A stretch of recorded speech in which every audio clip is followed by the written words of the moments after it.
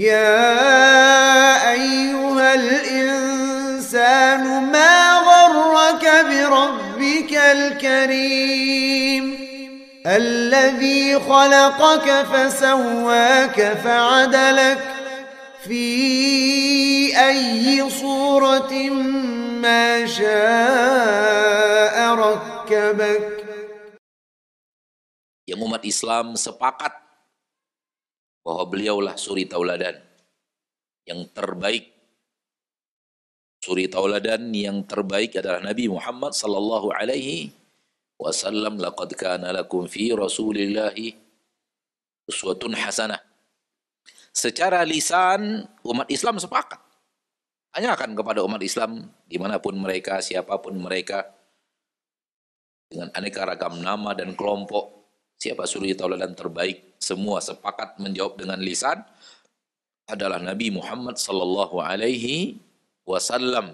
Namun ketahuilah saudaraku, saudariku, bahwa ungkapan lisan apabila tidak diiringi amalan anggota badan,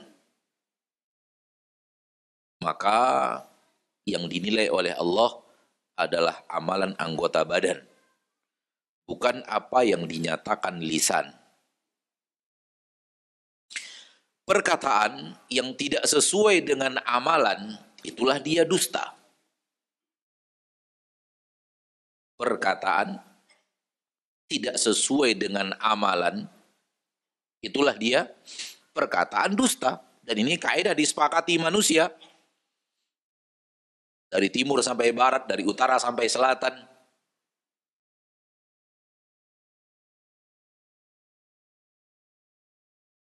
Bahkan orang muslim dan non-muslim sepakat perkataan Anda tidak sesuai dengan apa yang sebenarnya terjadi, itulah dia dusta. Maka saya mengajak diri sendiri dan mengajak saudaraku, saudariku muslimin dan muslimat yang sampai kepada mereka suara ini, baik sekarang, langsung, melalui media yang dimudahkan Allah, yang tidak Allah mudahkan untuk umat Islam sebelum kita, generasi-generasi umat Islam sebelum kita.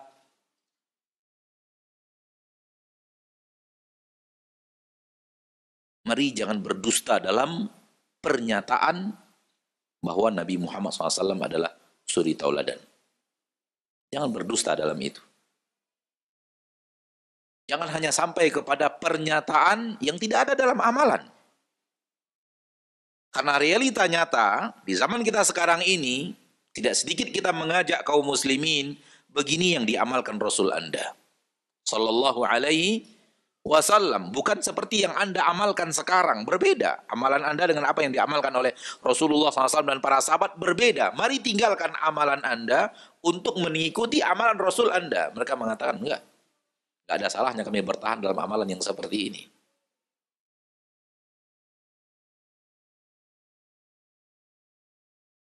Telinga ini mendengarkan mereka mengatakan amalan yang seperti ini kami lakukan di masjid ini sudah 30 tahun lebih. Baru sekarang kami mendengar bahwa amalan yang seperti ini harus ditinggalkan. Dan alasan-alasan lainnya.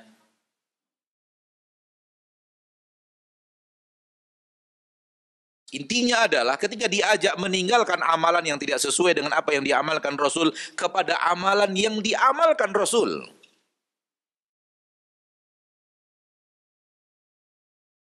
Tidak mau. Padahal lisannya mengatakan Rasulullah adalah suri tauladan yang terbaik. Di sini pernyataan lisan tidak sesuai dengan kenyataan dalam amalan.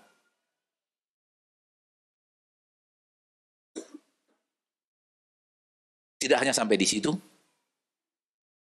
bahkan mereka menyerang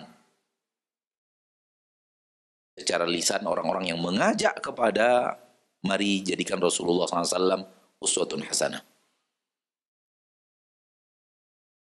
Na'udzubillahi thumma na'udzubillahi min dzalik. Ma'asyiral muslimin, ma'asyiral muslimat, rahimani wa rahimakumullah. Sebagai seorang manusia yang hidup di permukaan bumi ini, kita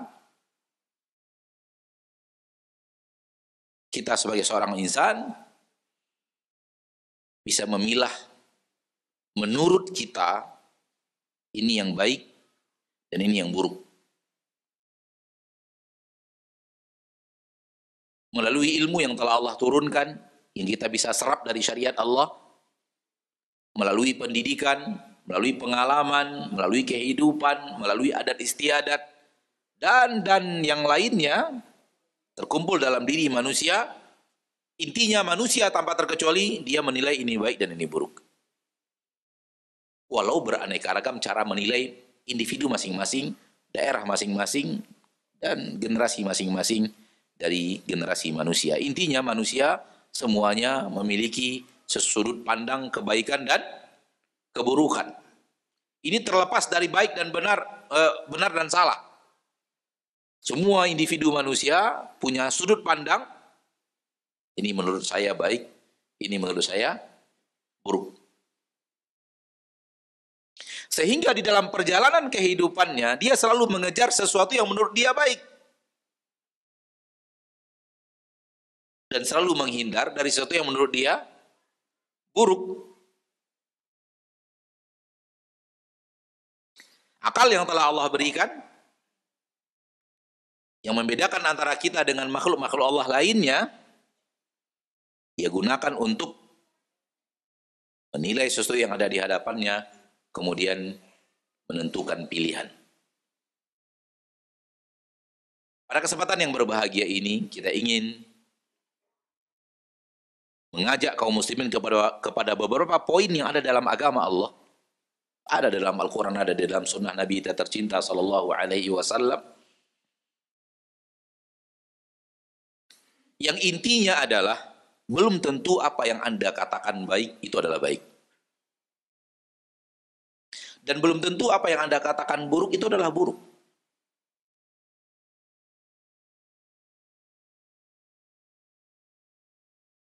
Penilaian Anda kepada sesuatu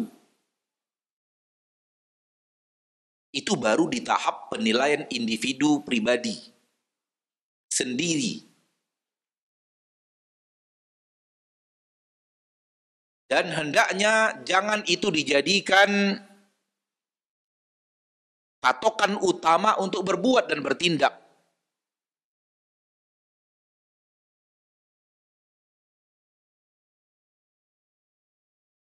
Karena sifat yang seperti ini bisa dimasuki oleh iblis. Dan iblis bermain di dunia itu. Bahkan iblis itu merubah yang baik menjadi buruk, yang buruk menjadi baik. Dan itu telah ia lakukan dan telah Allah tunjukkan kepada kita ketika dia menipu ayah kita Adam alaihi salam. Pemutarbalikan fakta 180 derajat. Pohon yang kalau Nabi Adam makan dari buahnya akan terusir dari surga, dinamakan iblis pohon khuldi. Dinamakan iblis pohon apa? Pohon khuldi. Umat Islam sekarang ini kalau ditanya Nabi Adam makan buah apa di surga, jawabannya buah khuldi. Salah. Penamaan itu buah khuldi, penamaan iblis. Itu bukan buah khuldi. Yang menamakannya buah khuldi, iblis, untuk menjebak Nabi Adam. Khuldi apa artinya? Kekal. Ini pohon kekekalan. Ini buah kekal. Kalau engkau makan dari pohon ini, buah ini, engkau akan kekal di surga Allah. Jadi penamaan itu khuldi adalah penamaan iblis. Maka umat Islam jangan ikut iblis. Jangan ikut menamakan buah itu buah khuldi. Buah itu bukan buah khuldi. Lalu buah apa Ustaz? Saya nggak tahu. Tidak ada keterangan di dalam Al-Quran hadis yang ana ketahui bahwa apa nama buah itu. Semoga Allah tabaraka wa ta'ala Rabbul Izzati wal Jalal menyampaikan kita ke pohon tersebut nanti di surga Allah. Nggak tahu nama pohonnya apa, nama buahnya apa, nggak tahu. Tapi iblis menamakannya Khuldi. Untuk apa? Untuk menipu Nabi Adam alaihissalam. Kalau engkau makan dari buah ini, engkau akan kekal di surga. Dan Allah tidak mau engkau kekal di surga. Allah mau engkau keluar dari surga. Tertarik, hawa nafsu ingin, syahwat menginginkan kebaikan di surga Allah, dan takdir Allah tabaraka wa ta'ala segala-galanya. Nabi Adam akhirnya memakan dari pohon, yang dari buah pohon tersebut, yang akhirnya itulah pelanggaran yang beliau lakukan, yang dengannya malah beliau dikeluarkan dari surga Allah tabaraka wa ta'ala. Kalau hanya logika manusia, kalau hanya pengalaman hidup, kalau hanya adat istiadat yang digunakan untuk menilai kebaikan dan keburukan, masih besar kemungkinan iblis bermain di sana.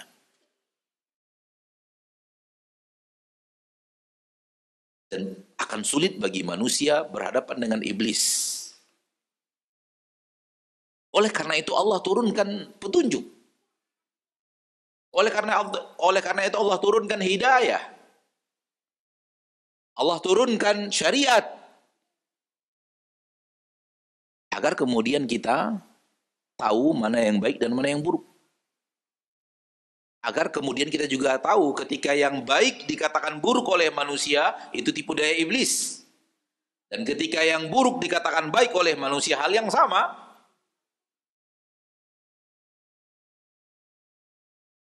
Maka jangan kembalikan kebaikan dan keburukan hanya kepada logika berpikir, hanya kepada warisan masa lalu, hanya kepada pendidikan dan pengalaman hidup. Dan wallahi telinga ini pernah mendengar langsung dari orang yang menyampaikannya. Dulu saya fahamnya begini.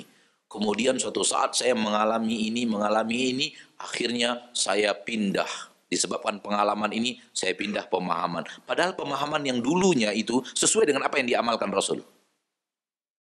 Yang dulu yang dia tinggalkan itu, justru itu yang sesuai dengan apa yang diamalkan Rasul tercinta sallallahu alaihi wasallam dan diajarkan oleh Rasul tercinta, justru itu yang sesuai dengan sunnah Rasulullah sallallahu alaihi wasallam yang wajib sebenarnya dijadikan uswatun hasanah. Tetapi karena pernah terjadi begini-begini dalam hidup saya, lalu saya dari situ membuat kesimpulan yang benar adalah yang ini, yang itu salah, lalu saya pindah. Subhanallah. Apa yang terjadi di sini? Pengalaman hidupnya lebih didahulukan dibanding ilmu yang datang kepada manusia dari Nabi kita tercinta Muhammad sallallahu alaihi wasallam. Ini yang pertama. Yang kedua, sering manusia itu ketika melihat itu adalah kebaikan, ketika Allah alihkan dia dari kebaikan yang dia inginkan itu, protes. Nggak terima. Nggak ridho.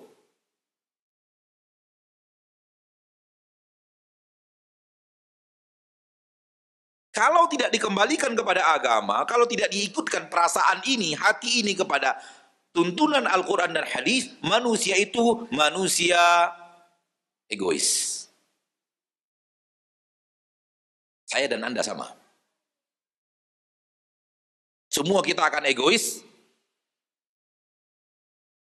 ikut maunya kita, sukanya kita, baik menurut kita, dan yang menyalahi itu kita tidak ridho, kita tidak rela, kita tidak mau, kita protes karena kita maunya adalah apa yang menurut kita baik untuk kita.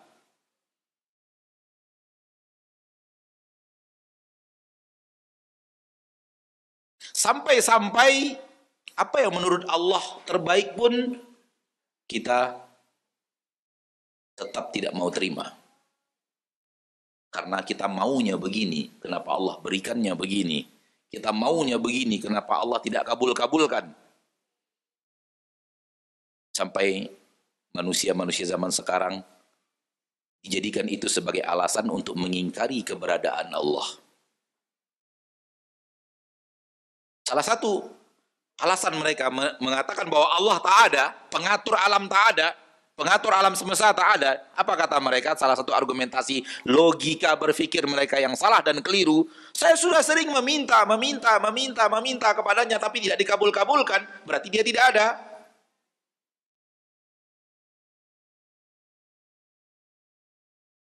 Subhanallah. Anda meminta, lalu tidak dikabulkan.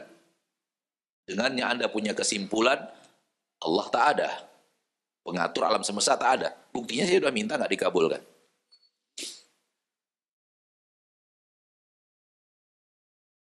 Na'udzubillah, summa na'udzubillahi min dzalik. Intinya adalah, sampai saking egoisnya manusia, permintaannya kepada Allah yang tidak dikabulkan, membuat dia mengatakan, tak ada pengatur alam semesta.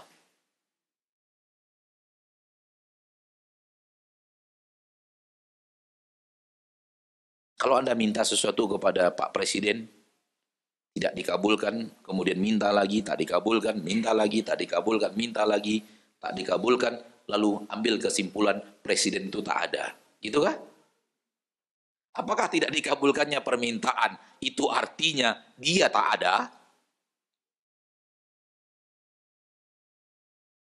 Na'udzubillahi min dzalik. Kesimpulan yang aneh dari sebuah cara berpikir yang aneh. Anda tidak dikabulkan bukan berarti tak ada. Nah, beberapa poin berikut ini mudah-mudahan dengannya mengobati dan mengarahkan apa yang ada pada psikologis manusia soal kebaikan dan keburukan dan egois yang ada di dalam dirinya. Dan egois yang ada di dalam dirinya ini bisa menjadi besar apabila dia bertemu dengan orang lain dengan tujuan yang sama, lalu membuat sebuah komunitas, lalu punya keinginan yang sama. Akhirnya egois komunitas.